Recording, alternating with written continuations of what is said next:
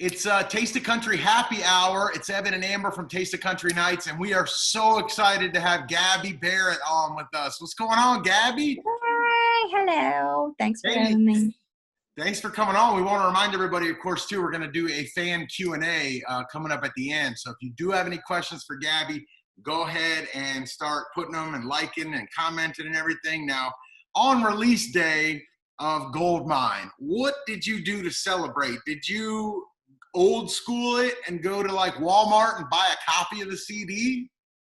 Yeah, pretty much. I ran to Target and went and bought a physical copy, which was crazy because I remember when I was younger kind of going and finding CDs of like One Direction and Carrie Underwood and things. And so it's crazy going to get mine. Yes. And I mean, we did the most we could because, you know, we're still typically quarantining. And so we got a pizza and some donuts and carved it out. When you were in the checkout line at Target, did they realize that it was you buying your CD? No, because I didn't look anything like the cover on the CD. I had glasses and a mask on, and so I think I was in the clear. How many did you buy? What'd you say? How many did you buy? 2. So my husband and I got one for like keepsake and then one that we'd be able to like open and all that good stuff. So 2, I should have bought the whole entire thing, but girls on a budget. Uh-huh. So on that album, you have the remix of I Hope with Charlie Puth, which is so good. Yeah. How did you and Charlie Puth connect on that? Did he come to you or you to him, or how did that work out? Yeah, he had actually heard the song off of a streaming platform, and he screenshotted it and put it on his Instagram story, and he tagged me. Excuse me. And I was going through my Instagram messages one day, and I saw his verified check. And so I clicked on it, and he had messaged me and just said, "Oh my gosh, this song's amazing. I haven't heard a song like this in years," and yada, yada. And I was like, "Oh, thank you so much. I greatly appreciate it." My sister and I were huge fans of him and his music in high school and stuff, so that was really cool. And then he was like, "Is there any way that I could remix this song? I have to remix this song." He was like very wanting to remix the song. And I was like, yeah, of course you can do it. No, let me get back to you. Yes. Right. So our teams, and it was during quarantine, so we never met, but we talked on the phone briefly. And our teams got together, and now we have a new version of the song, which is pretty cool.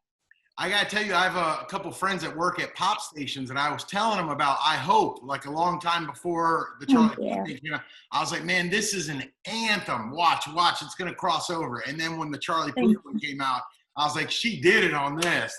And now everyone's playing it. So I love that. Now, you hit such crazy high notes. When you are live and doing performances, do you have like a ritual to like warm yourself up? Actually, yeah, I've listened to this it's called 10-minute vocal warm-up, and it's some girls in a room. I've listened to it since I was like 13 or 14, the same one. It's for 10 minutes. It now has over 1 million views, but it had like very few views when I first started to watch it. And it's the same video. It's a girl, I think she's wearing red pants or something, but if you look up 10-minute vocal warm-up, they have like British accents and things like that. That's the same one that I use every time. It works really well. So all the views are you before shows, basically. Yeah, 1 million views was me, really. Yes. Yeah, we saw that Carrie Underwood hit you up to congratulate you on #1. Have any other country artists or famous people hit you up to congratulate you on the album or anything? Carly Pearce had also texted me. Carly's somebody that I actually met not too long ago, really, just while we were starting to push I Hope and that kind of thing. So not even like a year, but I met her.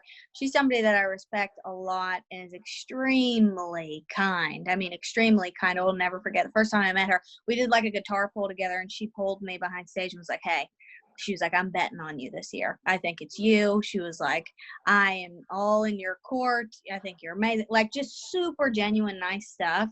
And so I really appreciate her. She's somebody, yes, that texted me also and has been very supportive, which has been really cool. Also, yes, Carrie Underwood did text me, which is cool too. That's so sweet. Carly's a nice girl. Yeah, did you store Carrie Underwood's number under like Mrs. Underwood or?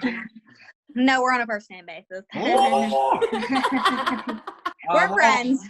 We're all at Gabby Barrett. I want to remind everybody to, if you have a question you want to ask her, go ahead and leave it in the comments below because we're going to do a fan Q&A here in a little bit, and you can also like as well.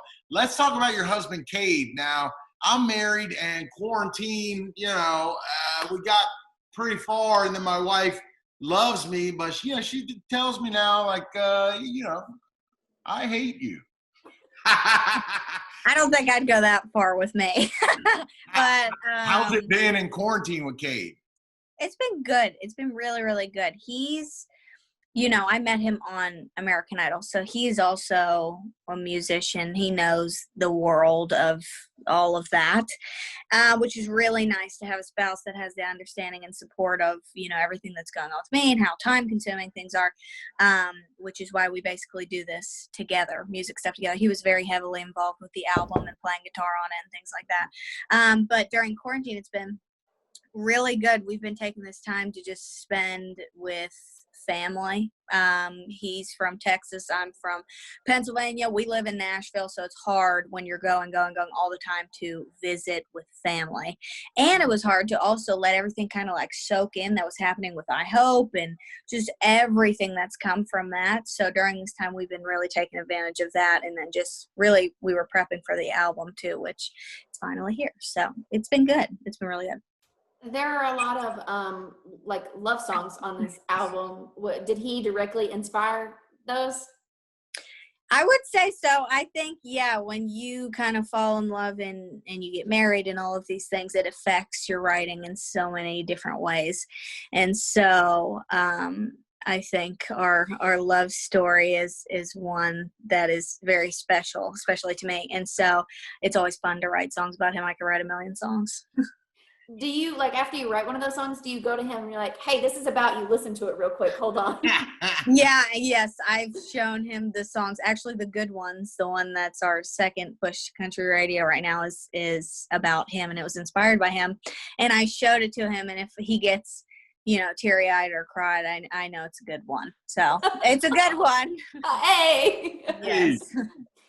Okay, so I feel like everybody knows everything about you now, all of a sudden. What is one thing that, like, not even your parents know? Like, did you ever sneak out and didn't get caught or something like that? Oh gosh, were you a good kid? My parents, I would like to think that I was a good kid. I was never interested in like the parties and that kind of thing, just because of performing from 11 years old vigorously. I didn't have like the normal childhood, and I'm not saying it was a bad thing, but like I was always singing or always doing shows, and I was very close with my dad, and I'm one of 8, so there was a lot of us. So I didn't really do anything like bad, like sneaking out or doing anything crazy like that. So, but something a lot of people don't know about me is that I sucked my thumb until I was in like 8th grade. So yeah, I know. I know. It's because when I was a baby, I sucked my thumb, and I guess my mom and dad never kind of like weaned me off of that because they thought it was cute or whatever. And then, it's like an addiction. That's what you were born. That's your security blanket. And so, all the way up till 8th grade. And then I was like, well, I kind of want to start smiling in pictures now with my teeth. And my teeth were like 4 feet in front of me. And so I got braces for 2 years, and now they're straight. Now you have beautiful teeth.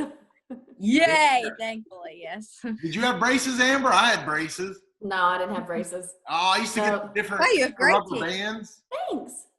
You have great teeth. All right, here we go. We're going to move on to the fan Q&A with Gabby Barrett. I want to thank everybody for leaving their questions and comments. The first one, who is your dream duet partner? I would say I really want to do a duet with my husband, Cade. Other than him, I would say Steven Tyler or Chris Stapleton. Yeah, they'd be my go-tos. Speaking of your husband and wanting to do music with him, when is he releasing some new music? Are you on any of it?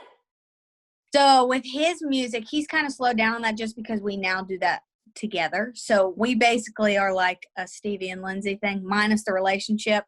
But like a Stevie Nicks and Lindsey Buckingham type, but he does the guitar. So anytime you see me performing live, he'll be on stage with me, and we just do and work on music stuff together, which is cool. So he helps me with my music and that kind of thing.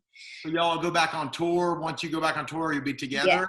Yes, you'll see us everywhere. So. Well, we appreciate you taking the time to hang out with us on the happy hour. And if you haven't picked up the album yet, make sure you grab Goldmine. It is a gold mine. We love it. Thank you. Thank you guys so much for all your love and support too. I appreciate it greatly. So thank you. Absolutely. We want to see you in the studio after all this ends. Yeah. Sounds great. I would love to come in anytime. Just let me know.